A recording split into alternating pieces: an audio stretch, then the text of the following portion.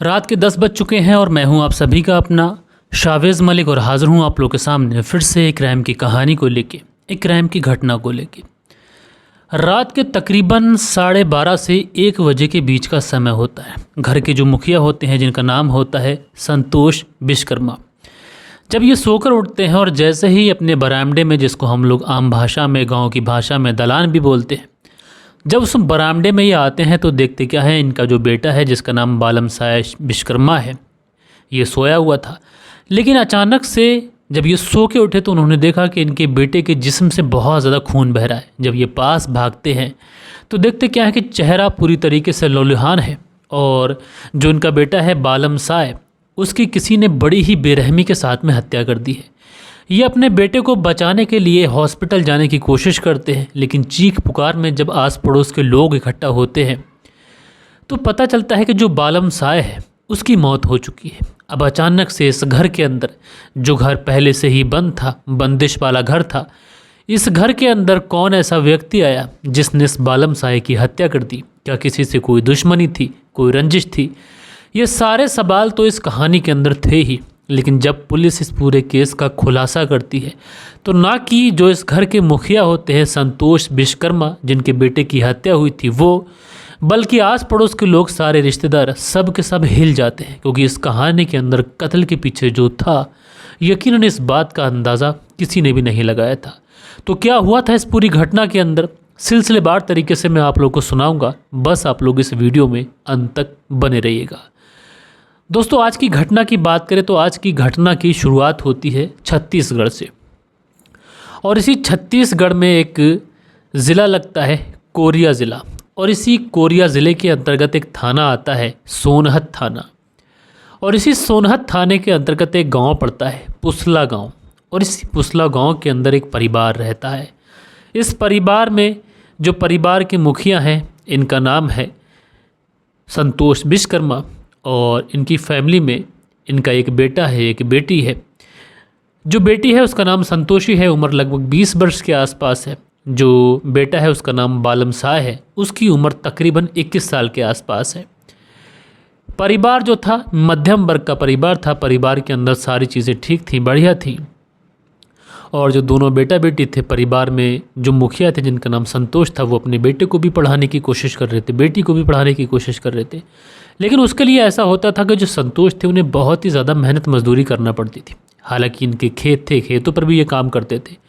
और जो बेटी संतोषी होती थी, ये भी कई बार जाकर खेत पर हाथ बटा दिया करती थी, और जो बेटा बालम साय था, ये भी कई बार जाकर खेत पर हाथ बटा दिया करता था। परिवार में पैसों की कमी थी, लेकिन जो पिता था संतोष, ये अपने बच्चों का भरण पोषण बहुत ही अच्छे से कर रहा था, उन्हें शिक्षा दे रहा था, अच्छी तरीके से उनकी तरबियत कर रहा था, ताकि बच्चों पर कोई उंगली ना उठा सके। और उसने बच्चों की अच्छी परवरिश दी है, ऐसा हर कोई रिश्तेदार उनसे बोले, हर कोई ये कहे कि तुमने अपने बच्चों की बहुत अच्छे से तरबियत की है, बहुत अच्छे से उनकी परवरिश की है। लिहाजा इसके मन में ये भी था कि बालम साय और संतोषी अगर पढ़ लिख जाएंगे और इसमें से दोनों में से अगर कोई भी कामयाब हो गया तो जो पिता है संतोष विश्वकर्मा, इसका नाम रोशन हो जाएगा। और ये सोच रहा था कि जो गरीबी है, शायद बच्चे पढ़ लिख कर इस गरीबी से भी छुटकारा दिला दे। क्योंकि दोस्तों, गरीबी यूँ कहें कि किसी इंसान का नसीब तो नहीं होती, लोग गरीबी में भी खुश होते हैं, लेकिन गरीबी एक अभिशाप से कम नहीं होती। गरीबी एक ऐसी चीज़ होती है कि मैं आपको क्या ही बताऊं कि जो आपके रिश्तेदार होते हैं, वो रिश्तेदार आपको रिश्तेदार बताने से इनकार करते हैं। और अगर आपके पास पैसा आ जाए तो दूर का भी जो रिश्तेदार होता है वो कहता है कि फ़ला आदमी जो देखा है शावेज़ मलिक, ये मेरा रिश्तेदार है, बहुत दूर से रिश्तेदार लगता है, अच्छा आदमी है, भला आदमी है। और यहीं अगर मैं गरीब होऊंगा तो मेरे रिश्तेदार मुझे पहचानने से इनकार कर देंगे। अगर मैं उनको सलाम दुआ नमस्कार कुछ भी करूँगा तो वो इग्नोर करके मुझे चले जाएंगे। ये ज़माना है, ये ज़माने का दस्तूर है। इसी तरीके से संतोष विश्वकर्मा जो थे वो सोचते थे कि अगर उनके बच्चे पढ़ लिख जाएंगे तो समाज में उनका नाम हो जाएगा, रिश्तेदारों के बीच में इज्जत हो जाएगी, सब कुछ ठीक हो जाएगा। सारी ही चीज़ें बहुत अच्छे तरीके से चल रही थी। लेकिन उसके बाद में एक तारीख आती है 14 अगस्त साल 2018, और इसी 14 अगस्त साल 2018 को जब पूरा परिवार, बेटी संतोषी, बेटा बालम और जो पिता थे संतोष विश्वकर्मा और इनकी माँ, ये सारे ही लोग शाम का खाना खाकर बहुत अच्छे तरीके से सोते हैं। जो बेटी संतोषी थी ये अपने कमरे में सोई थी। माँ और जो संतोष कुमार थे और उनकी जो पत्नी थी वो अलग कमरे में सोए थे, और जो बेटा था बालम साय ये बरामदे में सोया हुआ था। बाकी घर का आंगन भी था कुछ, तो सारी ही चीज़ें बहुत ओके तरीके से ये लोग सो गए थे, घर का गेट वगैरह बंद कर कर। लेकिन रात को तकरीबन 12 से 1 बजे के बीच में जो परिवार के मुखिया होते हैं, जिनका नाम संतोष विश्वकर्मा होता है, अचानक से इनको पेशाब लगता है और ये पेशाब करने के लिए जैसे ही उठते हैं, अब चूँकि बरामदे में बेटा सोए था और जो शौचालय था वो घर के आंगन में था, तो इसलिए बरामदे को क्रॉस कर कर इस पिता को जाना था। अब जैसे ही ये पिता बरामदे को क्रॉस कर कर जा रहा होता है तो इसकी नज़र अपने बेटे बालम साय पे पड़ती है। अब जैसे ही बालम साय पर ये नज़र पड़ती है तो जो पिता होता है उसकी चीख निकल जाती है। अब जैसे ही पिता की चीख निकलती है तो जो बालम साय की माँ होती है यानी संतोष विश्वकर्मा की पत्नी, वो भी दौड़ी दौड़ी भागी भागी आती है। जो संतोषी होती है बेटी, जिसकी उम्र 20 वर्ष के आसपास है, वो भी भागी भागी आती है कि क्या हो गया। पिताजी को पहले संभालने की कोशिश करते हैं, लेकिन पिताजी कहते हैं कि उधर देखो। जैसे ही ये लोग उधर देखते हैं और बालम साय को जब इस अवस्था में देखते हैं तो परिवार के सारे ही लोग चीखने लग जाते हैं, क्योंकि बालम साय जिस खटिया पर लेटा हुआ था उस खटिया का जो बिस्तर था ये पूरी तरीके से खून से तरबतर हो चुका था। बहुत सारा खून बह चुका था। चेहरे पर किसी ने बहुत ज़्यादा तेज़ धारदार हथियार से वार किए थे। उसके पेट पर भी वार किए थे, गर्दन पे वार किए थे, चेहरे पे वार किए थे। इतनी बेरहमी से इस बालम साय को काटा गया था कि हर कोई हैरान था। जब परिवार की चीखने की आवाज़ आस पड़ोस के लोगों को पता चलती है, लोग कहते हैं कि आखिरकार इस घर से 1 बजे के आसपास चीखने की आवाज़ें क्यों आ रही हैं। लोग भागते हैं और भागकर जब लोग वहाँ पहुँचते हैं तो गेट पहले से ही खुला होता है। पहुँचने के बाद में जब गांव वाले सामने का दृश्य देखते हैं तो सबकी रूह कांप जाती है, क्योंकि सामने जो दृश्य था ये अच्छे खासे इंसान को भी विचलित कर सकता था। क्योंकि इस परिवार का जो एक लड़का है जिसकी उम्र लगभग 21 साल के आसपास है, नाम है बालम साय, जो संतोष कुमार हैं, और उनकी बेटी संतोषी और इसकी माँ, ये सारे ही लोग वहाँ पर ज़ारो कतार रो रहे हैं। मोहल्ले पड़ोस के लोग पहुँचते हैं, इन्हें छुपाते हैं, और उसके बाद में वहीं से कोई व्यक्ति पुलिस को फ़ोन कर देता है।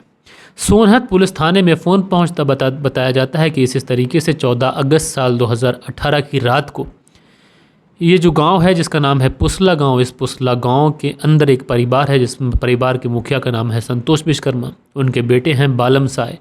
उनकी किसी ने आज रात बड़ी ही बेरहमी के साथ में हत्या कर दी। अब जैसे ही ये बातें पुलिस को पता चलती हैं, पुलिस तुरंत अपनी गाड़ी उठाती है, क्योंकि उनके थाने में इस तरीके से हत्या का हो जाना ये पुलिस के लिए भी एक बड़ा काम था। पुलिस भी इस काम को बहुत ज़्यादा गंभीरता से लेती है, लिहाजा पुलिस वहाँ पर पहुँचती है। और जो सूचना पुलिस को मिली थी ये 100% सच थी, लिहाजा पुलिस वहाँ पर पहुँचती है। पुलिस के पहुँचते ही जो भीड़ वहाँ पर होती है ये हल्के हल्के छटना शुरू हो जाती है, क्योंकि दोस्तों आप लोग देखते हैं आमतौर पर गाँव के अंदर जब किसी भी वारदात का खुलासा होता है या फिर कुछ भी ऐसा हो जाता है जिसकी वजह से गांव के आस पड़ोस में या किसी घर से चीखने चिल्लाने की आवाज़ें आती हैं, तो ये बात जो होती है धीरे धीरे पूरे गांव के अंदर आग की तरफ फैल जाती है। लोगों का हुजूम भागता है, उस घर के अंदर भीड़ हो जाती है। लेकिन जैसे ही भीड़ पुलिस को आता देखती है, पुलिस जो लोग थे वो चलता हो जाते हैं।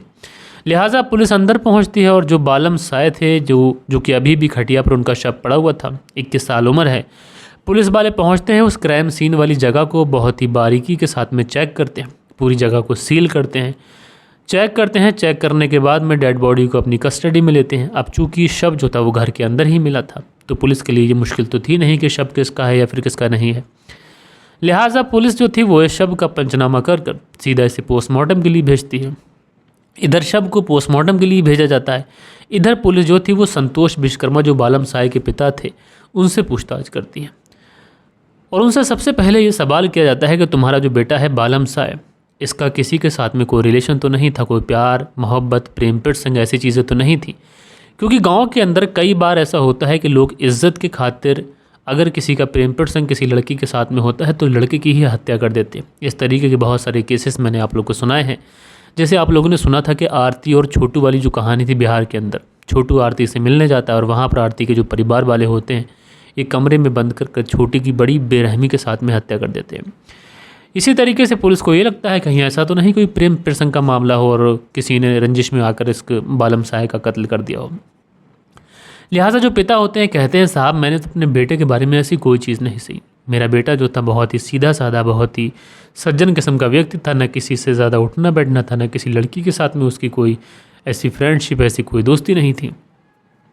लिहाजा जब इस वाले एंगल पर पुलिस वालों को कुछ नहीं मिलता है तो पुलिस वाले पूछते हैं, अच्छा ठीक है, अब ये बताइए कि तुम्हारी किसी के साथ में कोई दुश्मनी थी या हाल फिलहाल में किसी के साथ में कोई झगड़ा हुआ हो, किसी ने कुछ वार्निंग दी हो, चेतावनी दी हो, या फिर किसी से कोई ज़मीनी विवाद, पैसों का लेन देन। लेकिन जो पिता होता है वो कहता है कि साहब हम तो गरीब आदमी हैं और हमारी भला किसी से क्या दुश्मनी होगी, भला हमारा किसी से क्या पैसों का लेन देन होगा, भला हमारा किसी से क्या ज़मीनी विवाद होगा। लिहाजा जो पुलिस वाले होते हैं इस पिता संतोष विश्वकर्मा के सारे बयान लिखवाते हैं और बयानों में ये पता चलता है कि जितने भी एंगल पुलिस को शक के आधार पर दिख रहे थे, पुलिस को ऐसा लगता है कि शायद इन एंगल्स में इस कत्ल का कोई भी राज छुपा नहीं है। लिहाजा पुलिस जो थी वो संतोष विश्वकर्मा की पत्नी से भी पूछताछ करती है, यानी बालम साई की माँ से, और वो भी यही बातें बताती हैं जो संतोष विश्वकर्मा ने बताई थी, और वो भी यही बताती हैं कि बेटा जो था बड़ा सीधा साधा था। उसके बाद में संतोषी जो थी, जिसकी उम्र 20 वर्ष, जो कि बालम साई की बहन थी, जिसका कत्ल हुआ था उसकी बहन थी, संतोषी से भी पूछताछ की जाती है तो वो यही बताती है कि साहब हम तो शाम का खाना खाकर सब लोग बहुत अच्छे से सो गए थे, लेकिन रात के लगभग 12 से 1 बजे के बीच में जो पिताजी थे संतोष विश्वकर्मा, ये अचानक से चीखने लगते हैं। जब ये चीखते हैं तो उनकी चीखने की आवाज़ से हमारी आँख खुल जाती है। हम दोनों माँ बेटी यहाँ भागते हैं तो देखते क्या है कि भाई का किसी ने बड़ी ही बेरहमी के साथ में कत्ल कर दिया है। इतना कहते ही ये जो संतोषी थी ये पुलिस के सामने दहाड़े मार मार कर रोने लग जाती है। पुलिस जो थी वो इस बच्चे को समझाती है, कहती है कि बेटा अब जो हुआ सो हुआ, होने को तो कोई टाल नहीं सकता, लेकिन जिसने भी ये कत्ल किया है उसका हम पता लगाएंगे और उसे एक ऐसी सज़ा दिलवाएंगे कि उसकी 7 पुश्ते तक किसी का कत्ल करने के बारे में सोच भी नहीं सकती। उसके बाद में पुलिस जो थी वो पोस्टमार्टम की रिपोर्ट का इंतज़ार करने लगती है और इधर इस पूरे केस में छानबीन शुरू करती है। घर वालों के बयान हो चुके थे। पुलिस ये देखने की कोशिश करती है कि इस घर के आसपास किसी भी तरीके का कोई सीसीटीवी कैमरा लगा है या फिर नहीं लगा है। अब जब पुलिस ये चेक करती है तो किसी भी तरीके का कोई सीसीटीवी कैमरा नहीं। आस पड़ोस के लोगों से पूछताछ की जाती है कि इस रात किसी ने इधर से किसी को भागते देखा या कोई ऐसा संदिग्ध व्यक्ति जो इस इलाके में देखा गया हो।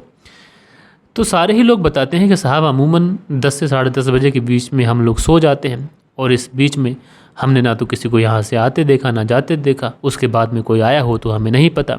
अब गांव के अंदर सीसीटीवी कैमरा भी नहीं होते, पुलिस के लिए मुश्किल बड़ी थी।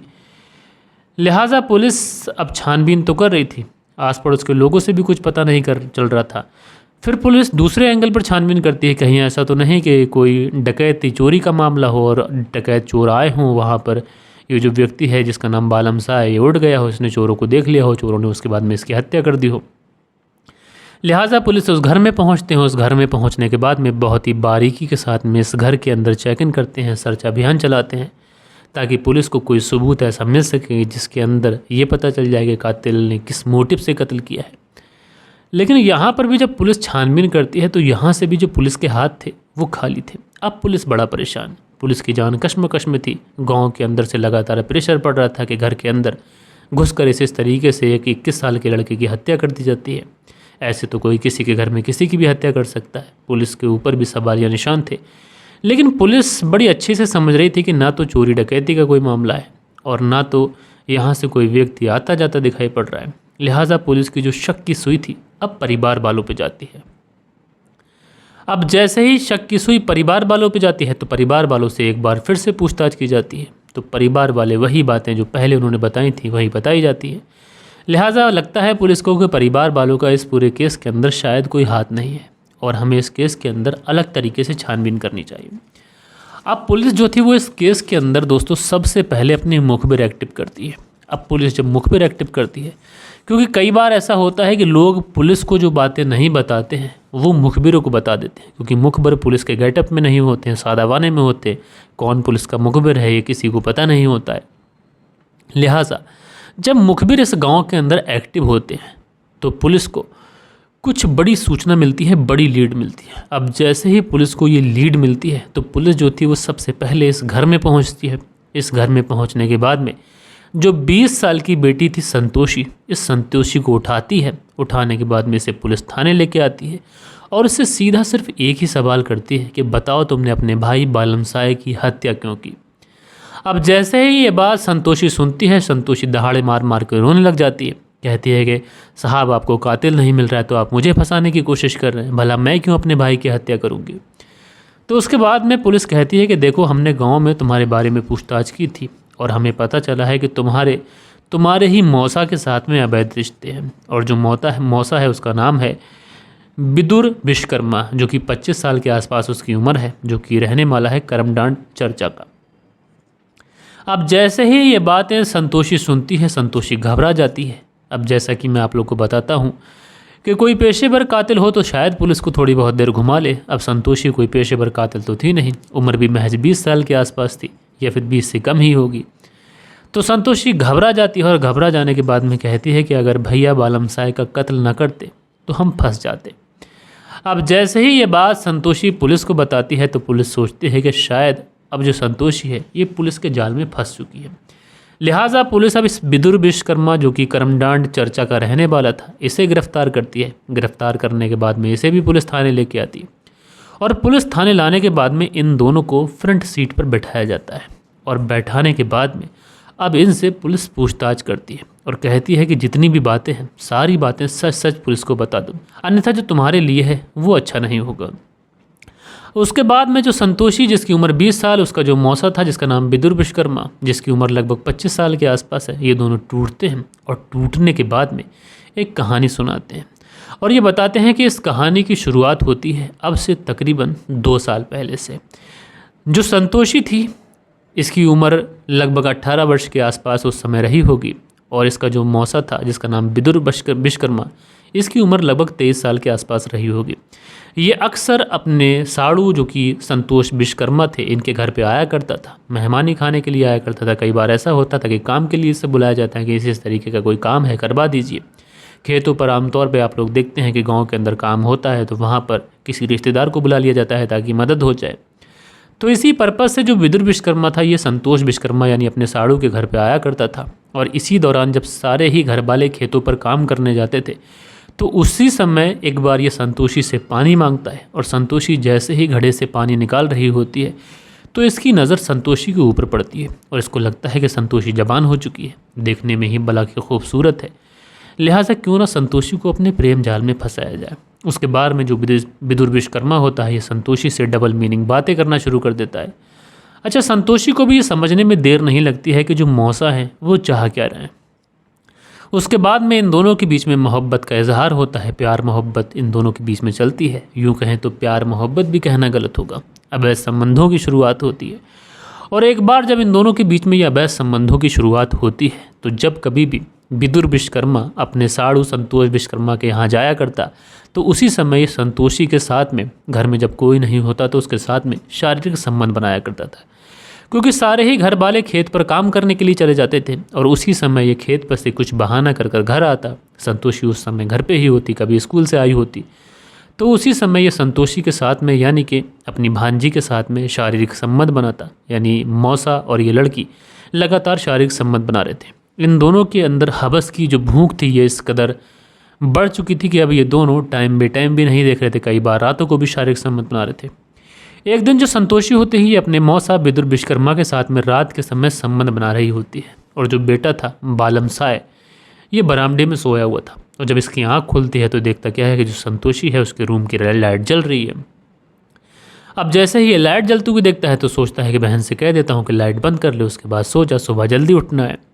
अब जैसे ही ये अपने बहन की रूम के पास पहुँचता है तो देखता क्या है कि इसकी जो बहन है वो उसके ही मौसा की बाहों में जकड़ी हुई है और दोनों एक दूसरे के साथ में सिसकियाँ लेते हुए शारीरिक संबंध बना रहे हैं। जब इस तरीके से ये अपने मौसा और अपनी बहन को देखता है तो एकदम से घबरा जाता है। उसके बाद में दरवाज़ा खटखटाता है, दरवाज़ा तोड़ते हुए अंदर घुसता है और उसके बाद में अपने जीजा की मौसा की बहुत ही बेरहमी के साथ में पिटाई कर देता है। जो मौसा था उसी समय सुबह के वक्त उठता है और वहाँ से 9 तो 11 हो जाता है। उसके बाद में ये अपनी बहन संतोषी को बहुत ज़्यादा डांटता है, डपटता है, उससे कहता है कि तुम अपने मौसा के साथ में जो कर रही हो क्या तुम्हें शर्म नहीं आ रही है।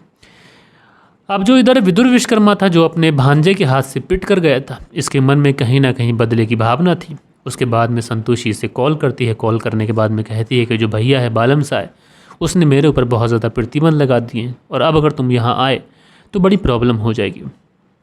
लेकिन जो बालमसाय था उसने इस बारे में अपने पिता संतोष विश्वकर्मा को कुछ भी नहीं बताया था। उसने सोचा था कि बहन को समझा दिया है वो सुधर जाएगी, मौसा की भी पिटाई हो गई, आगे से मौसा भी ऐसा कुछ काम नहीं करेगा। लेकिन यहाँ पर शायद बालम साई की ये बड़ी गलती थी। बालम साई को अपने पिता संतोष विश्वकर्मा को बताना चाहिए था। उसके बाद में लगभग 13 अगस्त वाला ये दिन था को जो संतोष विश्वकर्मा होते हैं अपने साड़ू को कॉल करते हैं, कहते हैं कि आ जाओ मानी खा जाओ। अब जैसे ही ये संतोष विश्वकर्मा बालम विश्वकर्मा को फ़ोन करते हैं तो जो विदुर विश्वकर्मा जो होता है वो आ जाता है। उसके बाद में ये लोग खेत पर जाते हैं तो खेत पे संतोषी और जो विदुर विश्वकर्मा था ये नज़दीक बैठे होते हैं। उस समय जो बालम सहाय होता है ये घर से कहीं बाहर गया होता है। उसी समय संतोषी और विदुर विश्वकर्मा जो इसका मौसा था ये दोनों प्लानिंग करते हैं और इसी प्लानिंग के तहत इन्हें आज रात बालम साई की हत्या करनी थी।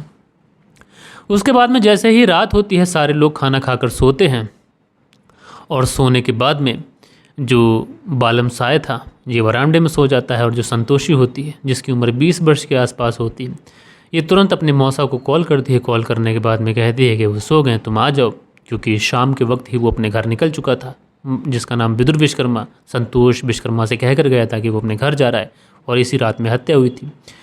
लेकिन संतोष विश्वकर्मा को ये नहीं पता था कि जो विदुर विश्वकर्मा उसका साड़ू है ये लौट आया होगा। लौट कर आता है संतोषी के साथ। ये लोग बालम साय के जो चारपाई थी, खटिया थी, उसके पास पहुंचते हैं और वहाँ पे पहुंचने के बाद में एक सब्बल से, एक तबल टाइप का होता है, उससे उसके शरीर पर एक दो नहीं बल्कि सैकड़ों वार करते हैं। उसके जिस्म के परखच्चे उड़ जाते हैं। उसके बाद में जो मौसा था इस लड़की का वो अपने घर चला जाता है। वहाँ से 9 तो 11 होता है और संतोषी से कहता है कि तुम चुपके से जाकर अपने रूम में सो जाना। बहरहाल दोस्तों, जब इस तरीके से ये पूरे केस का खुलासा होता है तो पुलिस भी हैरान थी। रिश्तेदारों में जब ये बात पता चलती है रिश्तेदार भी हैरान होते हैं। और सबसे ज़्यादा हैरानी की बात इस पिता के लिए थी जिसका नाम था संतोष विश्वकर्मा, क्योंकि ये अपने साड़ू पर बहुत ज़्यादा भरोसा किया करता था। दोस्तों, कहा जाता है कि आज के ज़माने में अगर बच्ची ज़बान है तो उसका रिश्तेदारों से भी परहेज़ करना बहुत ज़्यादा ज़रूरी है, क्योंकि आजकल भेड़िए की शक्ल में कौन दरिंदा बन जाए किसी को कुछ नहीं पता। बहरहाल दोस्तों, आप लोग इस पूरी घटना के अंदर किसे सबसे ज़्यादा कसूरवार मानते हैं कमेंट्स करके आप लोग ज़रूर से ज़रूर बताइएगा। और कल के दिन आप लोग के कुछ कमेंट्स हैं, अब वक्त होता है कि आप लोग के कमेंट्स पढ़ लिए जाएं। सो दोस्तों, हमारे चैनल पर जो कमेंट्स आए उसमें जयराज हैं, लिखते हैं भिलाई छत्तीसगढ़ से कहानी सुनते हैं तो भैया शुक्रिया। रिजवान अंसारी हैं, लिखते हैं बहुत अच्छी कहानी है, आज की कहानी अच्छी है तो आपका शुक्रिया। अली रोशन है, लिखते हैं रोशन अली सर, कहानी सुनाने का आपका जो अंदाज़ है बहुत ही अच्छा है, उम्दा है। तो भाई अली रोशन जी आपका बहुत बहुत शुक्रिया। उसके बाद में हसीबुल अंसारी हैं और ये लिखते हैं अस्सलाम वालेकुम, आपकी कहानी माशाल्लाह बहुत अच्छी लगती है। तो वालेकुम सलाम भाई, आपका बहुत बहुत शुक्रिया। सुरेंद्र शर्मा है, लिखते हैं नमस्ते मलिक भाई साहब, नया स्टोरी। सुरेंद्र कुमार श्री विजयनगर राजस्थान से। तो भैया सुरेंद्र कुमार जी नमस्ते, आपका बहुत बहुत शुक्रिया कि आपने इस तरीके से अपना प्यारा सा बहुमूल्य कमेंट्स किया। उसके बाद में गोमा राय हैं, लिखते हैं नाइस। तो भैया आपका बहुत बहुत शुक्रिया। MD रिजवान अली हैं, लिखते हैं लव यू सर। तो भैया लव यू टू, कैसे हैं। कुंदन पाल जी हैं, प्रणाम करते हैं भैया, तो प्रणाम, आपका शुक्रिया। उसके बाद में विपिन कुमार हैं, लिखते हैं very nice story. Vicky Kaliya HP से। तो विकी कालिया जी आपका बहुत बहुत शुक्रिया। बालेश्वर बिहारी हैं, लिखते हैं मलिक साहब जी नमस्कार जी, ऐसे समय में कमेंट्स नहीं कर पा रहा हूँ, सॉरी सर जी। तो बालेश्वर बिहारी जी कोई बात नहीं, आप लाइक करते जाइए और जब आपको समय मिले जब कभी भी तो आप प्यार से हमें कमेंट से ज़रूर नवाजा करें। उसके बाद में दिल बहादुर सिंह हैं, लिखते हैं क्राइम नहीं करना चाहिए था घर वालों को, बच्चों का क्या कसूर था, बट स्टोरी नाइस है मिस्टर मलिक, थैंक यू। तो दिल बहादुर जी आपका बहुत बहुत शुक्रिया। उसके बाद में अगला जो कमेंट्स है ये है प्रकाश राज करके ID है और ये लिखते हैं नाइस स्टोरी सर जी, बेंगलोर से कहानी सुनते हैं। तो प्रकाश राज जी आपका बहुत बहुत शुक्रिया। उसके बाद में अगला कमेंट्स है निखिल सहानी है, उनकी माँ हमारी कहानी सुनती हैं, लिखती हैं नमस्कार भैया। तो आपका बहुत बहुत शुक्रिया, नमस्कार, कैसी हैं आप। उसके बाद में सुनील त्यागी हैं, लिखते हैं बड़ी ही शर्म की बात है। रेनू सुनील त्यागी शाहना बुलंदशहर से। तो रेनू सुनील त्यागी आप दोनों पति पत्नी का बेहद शुक्रिया। उसके बाद में अगला जो कमेंट्स है ये मुनीर प्रजापति हैं, लिखते हैं आपकी कहानी हैरान कर देती है। तो मुनीर प्रजापति जी आपका बहुत बहुत शुक्रिया। इकरा इमरान है, लिखते हैं जहाँ भी नाजायज़ रिश्ते होते हैं वहाँ यही सब होता है, कोई भी कदम उठाने से पहले एक बार इंसान को ज़रूर सोचना चाहिए कि कहानी में क्या हो सकता है। कहानी अच्छी थी। तो इकरा इमरान जी आपका बहुत बहुत शुक्रिया। बालेश्वर बिहारी हैं, लिखते हैं लाइक के लिए, लाइक बिना करे मैं रह नहीं पाता हूं। तो बालेश्वर बिहारी जी आपका बहुत बहुत शुक्रिया। उसके बाद में सन्नी मेहरा हैं, लिखते हैं शावेज़ मलिक जी आपने चैनल का नाम बदल दीजिए, और इस तरीके से ये हमेशा कमेंट्स करते हैं। तो सन्नी मेहरा जी आपका बहुत बहुत शुक्रिया, इस तरीके से हमारे चैनल पे आप लगातार बने हुए हैं। मोहम्मद शुएब हैं, लिखते हैं मुझे सुनने को क्यों मिल रहा है ऐसी सारी चीज़ें कि जैसे घर वाले तो उसे घर वाले बोल रहे हैं, घर वाले बोलना चाहिए था। तो भाई मैं बोलता घर वाले ही हूँ, लेकिन ऐसा होता है कि हो सकता है कि माइक की वजह से या वीडियो रिकॉर्डिंग की वजह से कि घर वाले की जगह घर वाले सुनाई पड़ता हो, लेकिन मैं बोलता घर वाले ही हूँ, या फिर पुलिस वाले।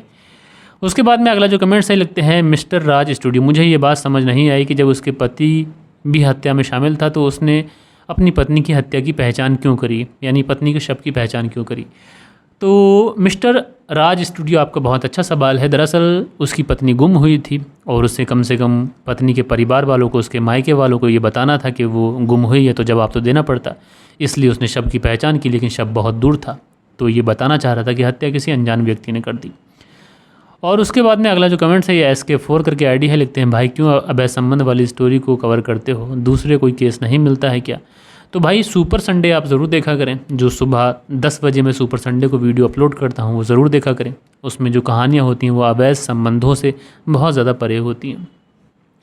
सो दोस्तों, ये कुछ प्यारे प्यारे कमेंट्स थे जो आप लोगों ने कल के दिन किए थे। आशा करता हूँ आज की जो कहानी है ये भी आप लोग को पसंद आई होगी, और हमारे चैनल पर इस समय जो कहानियाँ सुनाई जा रही हैं बहुत ही अच्छे तरीके से स्टडी की जा रही है और बहुत ही अच्छे तरीके से आप लोग को सुनाई जा रही हैं। और आप लोगों से भी मैं हाथ जोड़ कर प्रार्थना करता हूँ, आप जोड़ कर रिक्वेस्ट करता हूँ कि आप लोग 2-2.5 हज़ार लोग देखते हैं, 100-125 लाइक आते हैं, तो कम से कम आधे लोग तो ऐसे हुआ करें जो वीडियो को लाइक कर दिया करें, ताकि हमें भी मोटिवेशन मिला रहे और हम आप लोग को ऐसे ही कहानियाँ सुनाते रहें। देखो दोस्तों, कहानियाँ तो बहुत सारे लोग सुनाते हैं, मैं किसी को यहाँ पर एक्सपोज नहीं कर रहा हूँ, लेकिन ज़्यादातर आप लोग देखेंगे तो कहानियाँ बहुत ज़्यादा फेक सुनाई जा रही हैं। मैं ऐसे चैनल का नाम तो यहाँ पे नहीं लूँगा, लेकिन कुछ चैनल ऐसे हैं जिनको आपको डेफिनेटली सुनना चाहिए, जैसे शम्स ताहिर खान सर का चैनल हो गया, किस्सा गोई हैं, और उसके बाद में ठाकुर प्राकर सर हैं, और उसके बाद में उस्मान सैफ़ी सर हैं, हम भी हैं उस श्रेणी में, और भी कई सारे लोग हैं। लेकिन बहुत सारे ऐसे चैनल हैं जिनको मैं आप लोगों से बोलता हूँ कि ऐसे चैनलों को देखना बंद कर दो। वहाँ पर सिर्फ़ और सिर्फ हवस दिखाकर व्यूज़ बटोरे जा रहे हैं, और इन कहानियों का सच्चाई से कोई वास्ता नहीं है। बहरहाल दोस्तों, मिलते हैं हम लोग कल के दिन किसी और क्राइम स्टोरी के साथ में। जब तक के लिए अपना ख्याल रखिएगा, देश का ख्याल रखिएगा, परिवार के रिश्तों की अहमियत को समझिएगा। जय हिंद, जय भारत।